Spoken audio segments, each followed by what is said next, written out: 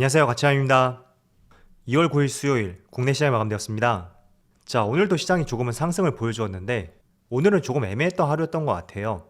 지금 코스피 지수도 갭상승으로 출발하긴 했었지만 계속 시가를 돌파하지 못하고 이렇게 계속 횡보하는 모습이 나왔었죠.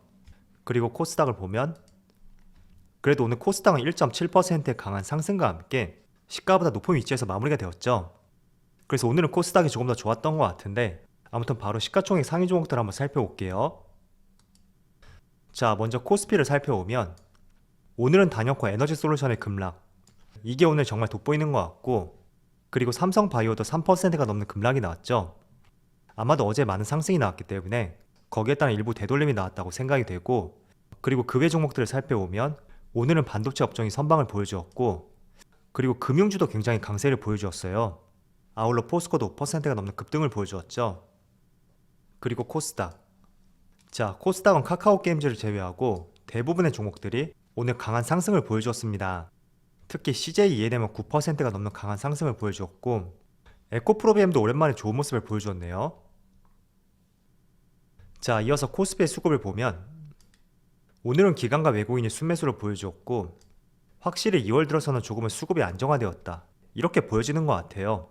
물론 아직까지는 보이는 대로 믿을 수는 없겠죠.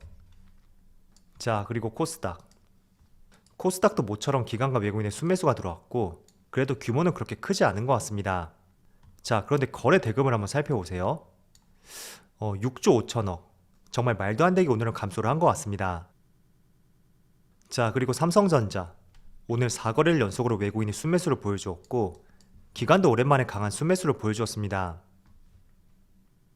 그리고 마찬가지로 SK하이닉스도 동반 순매수가 들어왔고, 그리고 외국인은 2월 내내 하이닉스를 매수하고 있네요. 자, 그리고 LG에너지솔루션, 오늘은 처음으로 기관이 순매도를 보여주었고, 그래도 외국인은 소폭의 순매수를 보여주었습니다. 하지만 연기금은 여전히 순매수를 보여주고 있고, 오늘은 사모펀드 쪽에서 많은 매도 물량이 나왔죠. 자, 그리고 삼성 SDI, 오늘 모처럼 기관이 소폭의 순매수를 보여주었고, 외국인은 여전히 순매도를 보여주고 있네요. 자, 이어서 주차별 매매 동향에 대해서 살펴보도록 하겠습니다. 2월 9일 외국인이 가장 많이 매수한 종목은 삼성전자, KB금융, 신한지주, 하나금융지주, 포스코, 이렇게 다 종목을 순매수 상위 종 올렸습니다. 외국인은 반도체하고 금융주를 많이 매수했다, 이렇게 정리를 해볼 수가 있겠죠. 그리고 기관도 마찬가지로 삼성전자, SK하이닉스, 포스코, 하나솔루션, 삼성 SDI, 이렇게 다 종목을 순매수 상위 종 올렸습니다. 기관도 마찬가지로 반도체를 많이 매수했고, 또 동시에 포스코도 많이 매수했죠. 자, 이어서 글로벌 증시를 한번 살펴볼게요. 어제 미국 증시가 생각보다 양호한 흐름이 나왔어요. 지금 S&P 500은 0.8% 상승이 나왔고, 나스닥은 1.3%죠. 그리고 다우지수도 1%의 상승이 나오면서 일반적으로 금융주와 기술주가 반대되는 움직임을 보여주고 있는데, 최근에는 국채금리도 상승하고 있고, 거기에 따른 금융주에 상승하고, 또 낙폭 과대 기술주의 반등까지 서로 같이 보조를 맞추는 움직임이 나오고 있어요.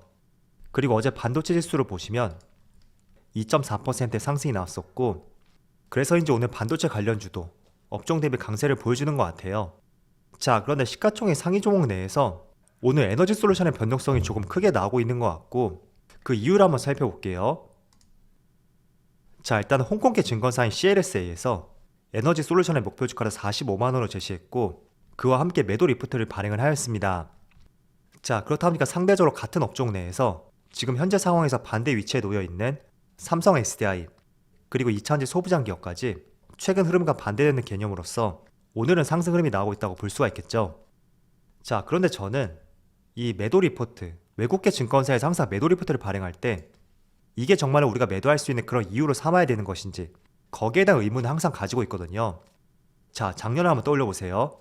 작년 여름쯤이었나요? 그 당시에도 삼성 SDI의 목표 주가 하향과 함께 매도 리포트가 한 차례 발행이 되었었고, 또 SK하이닉스도 마찬가지였죠. 그렇지만 공교롭게도 그 시점에 변곡점이 되어서 한 차례 주가에 강한 상승이 나오기도 하였습니다. 자, 그런데 에너지솔루션 같은 경우에는 지금 굉장히 고평가되었다고 생각하시는 분들이 많잖아요. 자, 그런데 저는 조금 다른 시각을 가지고 있어요. 저는 시장이 조금만 안정화를 찾는다면 개인적으로 60만 원 이상도 가지 않을까 이런 생각을 하고 있는데, 일단은 그 이유에 대해서 한번 말씀을 드려본다면 좌측에는 중국의 CATL이에요. 그리고 우측은 에너지솔루션인데, 자, 시가총액을 한번 비교해 볼게요. 이건 어제 기준이거든요. 지금 CATL이 238조, 약 240조 원이고, 에너지솔루션은 124조, 대략 125조라고 한번 볼게요. 그러면 거의 2배 수준이죠. CATL이 LG 에너지솔루션보다 지금 2배 가까운 시가총액을 보여주고 있다, 이렇게 볼 수가 있는데, 자, 그렇다면 CATL하고 LG 에너지솔루션 이 두 기업을 한번 비교해서 본다면 이게 가장 최신 데이터거든요. 좌측에 있는 것이 20년 전체고 우측은 21년 전체, 그리고 가운데는 성장률이고요. 여기 우측에 두 개 있는 것은 점유율이에요. 자, 그런데 대부분의 종목들을 보시면 제가 밑에 있는 기업들은 생략하고 삼성 SDI까지 6위까지 한번 살펴볼게요. 모든 기업들 전기차 배터리 사용량이 1년 사이에 정말 가파른 성장을 보여주었고, 또 에너지솔루션 같은 경우에는 작년 한 해 점유율이 20.3%, 그리고 중국 CAT는 32.6%를 기록했죠.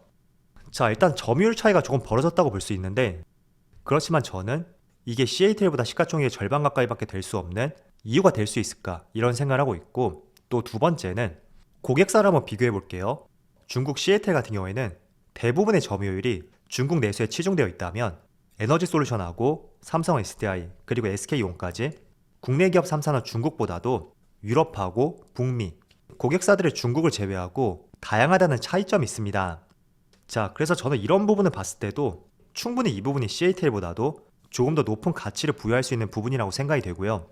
그런 다양한 면을 봤을 때도 장기적으로 한국 배터리 3사가 유리한 점이 더 많다, 저는 이런 시각을 가지고 있습니다.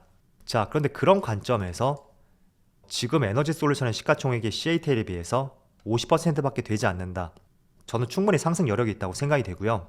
그런 베이스에서 외국계 증권사에서 목표 주가 하향과 함께 매도 리프트를 발행했다, 저는 이런 부분은 오히려 장기적으로 봤을 때 매수하기 위한 좋은 시점으로서 생각을 바꿔볼 필요가 있다고 보고 있어요. 그 베이스가 되는 것은 물론 성장성이 되겠죠. 그래서 증권사에서 내놓은 매도 리포트, 우리가 너무 과도하게 걱정할 필요는 없고, 그걸 작년에 삼성 SDI하고 SK 하이닉스 이 두 기업에 증명을 해주었듯이 성장성이 있는 산업과 꾸준한 실적을 보여주는 기업이라면 이건 저의 개인적인 생각이에요. 저점에서 매수하기 위한 하나의 전략이지 않을까, 그런 생각도 한편으로 하고 있어요. 그래서 다양하게 한번 생각해 보시고요. 그리고 최근에 보면, 자, 에너지솔루션의 차트를 보시면 최근에 한 차례 가파른 상승이 나왔었죠.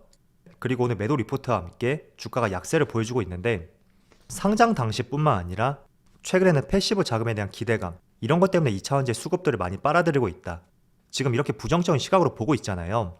물론 저도 이런 부분이 굉장히 부정적으로 생각이 되지만 일단 엎질러진 물이고 상장을 했으니까 그 뒤에 상황에 대해서 초점을 맞춰봐야 되겠죠. 자, 그리고 SDI의 주가를 한번 본다면 최근의 주가 흐름이 굉장히 부진한 모습을 볼 수가 있습니다. 자, 그런데 저는 지금은 에너지솔루션하고 삼성 SDI 이 두 기업의 주가 흐름이 나뉜다고 볼 수가 있겠지만, 저는 시장이 조금 안정화되고 약간의 시간이 지났을 때 그때는 분명히 커플링된 모습을 보여줄 것이고, 또 에너지솔루션이 주가에 가파른 상승이 나온다면 전반적으로 삼성 SDI하고 SK온까지 국내 2차전지 기업들의 시가총액을 더 끌어올릴 수 있는 하나의 원동력이 될 수 있다고 판단하고 있습니다.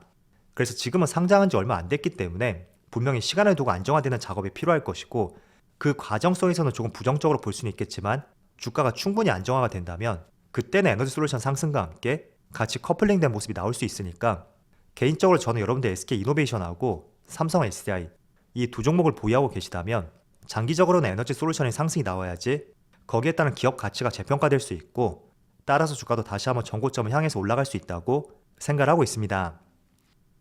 그래서 전반적으로 2차전지 종목에 대한 시각에 대해서 말씀을 드렸고, 또 외국계 증권사의 리포트, 여기에 대한 제 생각도 말씀을 드렸는데 한번 잘 활용을 해보시면서 여러가지 시야를 한번 넓혀보시는 것도 좋을 것 같습니다.